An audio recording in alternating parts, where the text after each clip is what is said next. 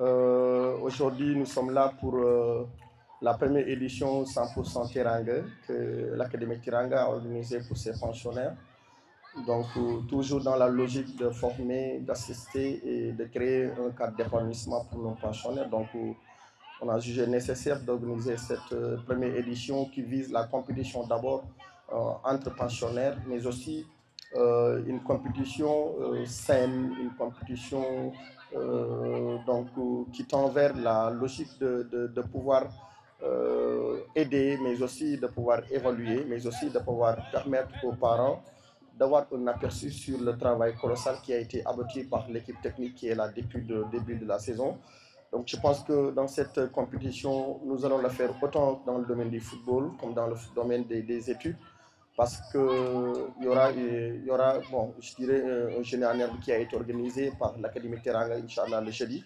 Donc à partir de cette génie en herbe, on va essayer maintenant de tester un peu sur les connaissances acquises au niveau des études, mais aussi la culture générale de nos jeunes joueurs vis-à-vis les réalités et du football sénégalais, mais aussi ce qui se passe tous à l'étranger.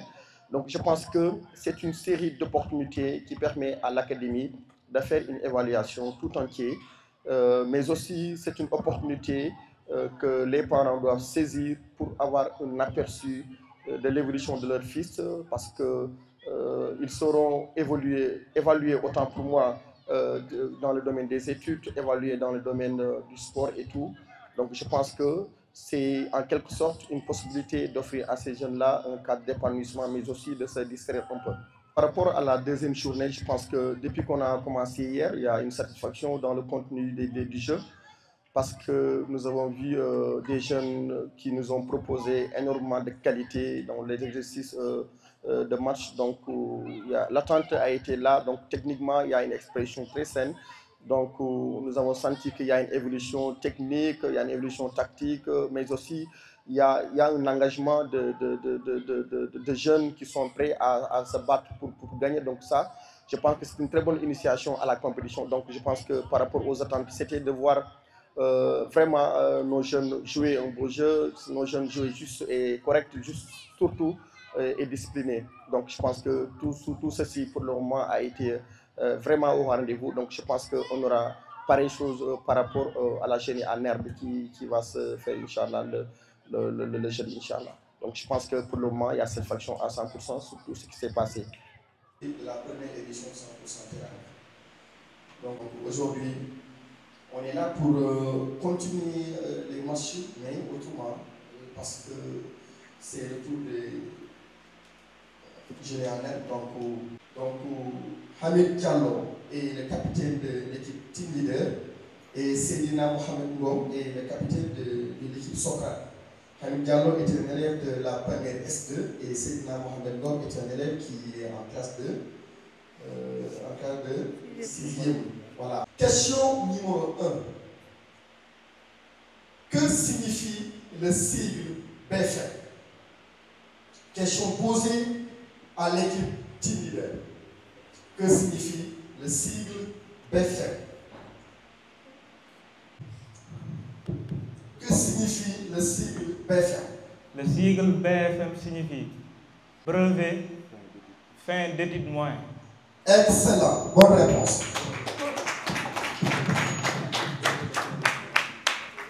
Alors, cette fois-ci, nous allons passer à Monsieur Seydina Mohamed Ngom. Seydina Mohamed, qui est l'actuel Premier ministre du Sénégal? L'actuel Premier ministre du Sénégal est Ousmane Sonko. Très bonne réponse. On l'applaudit. Team leader. Comment appelle-t-on l'élève qui étudie à l'école primaire? Comment appelle-t-on l'élève qui...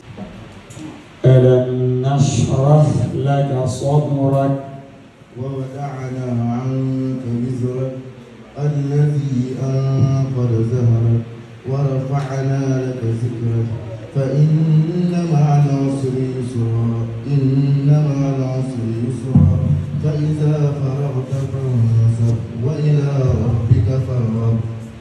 صلى على النبي.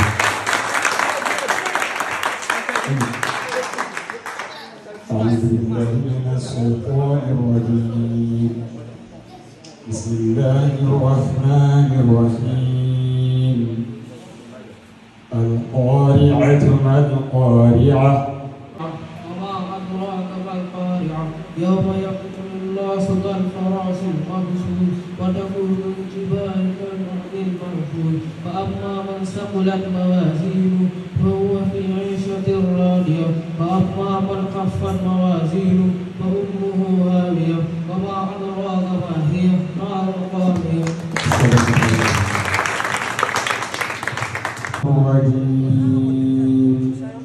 بسم الله الرحمن الرحيم. اقرأ باسم ربك الذي خلق.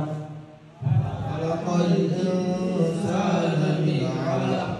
اقرأ وربك الأكرم الذي علم بالقلم علم الإنسان ما لم يعلم كلا إن الإنسان ليطغى أن رآه استغنى إن إلى ربك الرجعى أرأيت الذي ينهى عبدا إذا صلى أرأيت إن كان على الهدى أو أمر بالتقوى أرأيت إن كذب وتولى ألم يعلم بأن الله يرى كلا لئن لم ينته لنسفعا بالناصية ناصية كاذبة خاطئة فليدع نادية سندع الزبانية كلا لا تطعه واسجد واقترب.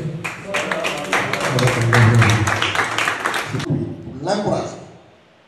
D'accord. Alors, Léo Moïse John, un passionnaire de l'académie Terang, élève en classe de 5, avec une moyenne de 16, une moyenne 16. C'est un exemple, une référence, un exemple à suivre. Ginnaaw bu ñu defee gëstu ci ñi nga xamante ni doon nañ ay jullit nekk ak ñun ci académie bi suñu mbokku chrétiens yi duñ leen bàyyi parce que yàlla moo ñu boole ak ñoom ñu ànd ak ñoom ci dëkkuwaay bu rafet ni ñu nattee suñu xale yi ci seen diine ba wax dëgg ñu am ci satisfaction bu mucc ayib dañ ko nattee encore Léo Moïse John par rapport ak prière yi nga xamante ni dina daan dem régulièrement église dem ci formation yooyu dem di ci jàng di ci gëstu ngir lu nga xamante ni dafay gën a saxal waaye gën a dëgëral tamit diine donc Léon passez-lui le micro s'il vous plaît. Léon, je commence et tu continues. D'accord? Je crois en Dieu. Le Père Tout-Puissant, Créateur du ciel et de la terre, et en Jésus-Christ, son Fils unique, notre Seigneur, qui a été conçu du Saint-Esprit, est né de la Vierge Marie, assis dans ce Ponce Pilate. On l'applaudit très fort. Il est émotif. Dieu salue Marie, pleine de grâce, le Seigneur est avec vous. Vous êtes bénie entre toutes les femmes, et Jésus, le fruit de vos entrailles, est béni. Sainte Marie, Mère de Dieu, priez pour nous pauvres pécheurs, maintenant et à l'heure de notre mort. Allez, on l'applaudit encore très fort. Transparence ci est-ce que xale bi liñ koy sant mu ngi ci est-ce que dëgërul bopp est-ce que donc moom en retour information yooyu lay jox parent bi pour que parent bi xam ne ah man kat ki ma dénk man ak moom umpalante wuñu parce que nit bu la dénkee ngeen umpalante rek coow day bari fi mu ne nii Aboubacry su xëyoon am 1 million ñëw ne man la ko dénk am confiance ci man ñu bokk kër gi fekk mu ngi may gis may yéeg ak di wàcc di ñëw di naan ak moom ataaya di toog du ma wax dara waaye bu yeewoo ñu ne ko gisatuñu monsieur Thiaw fu mu mën a nekk ci kaw suuf dina ko wëri parce que xelam dootul dal donc après transparence ni ñu bëree ñun ñëpp noonu la ñu wutee ci jikko noonu la ñu wutee ci ku nekk ni muy xalaatee ba tax na dirigeant bi day am tendance su sibiru ci biir asso wu parent pensionnaire bu nekk parent pensionnaire bu nekk dina ñëw. acte de reconnaissance à l'endroit des parents, plus particulièrement à l'endroit de monsieur Thiaw. Donc famille boobu réseau technique bu académie Teranga da koy jël jox ko ki nga xamante ni moom mooy monsieur Thiaw. Après nag ñu dem ci joxe coup d'envoi match bi voilà.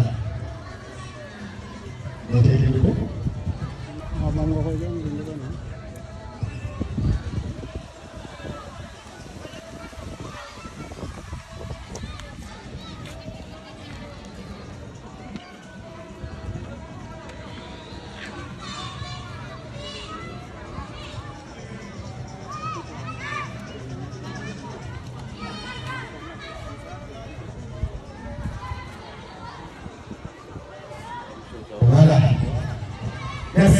Merci encore une fois à vous, monsieur Thiaw. Merci. Applaudissez s'il vous plaît. Wow, c'est beau. Voilà. Donc, Académie Teranga, merci. Merci à vous. Merci à tous les parents. Merci à vous. Merci à tous les parents. Vraiment, lii bu ñu amoon leneen lu ci teg pour nga xam si contentement fan la toll ci ñun dañ koy def waaye xale yaa ngi nii ci sa ginnaaw souvenir éternel yàlla ñu ko toog di ko gis pendant 100 ans c'est di ñëw di ko gis ak leen ak leen ak leen chapeau à vous l'académie vous remercie vraiment merci merci merci merci merci merci beaucoup ok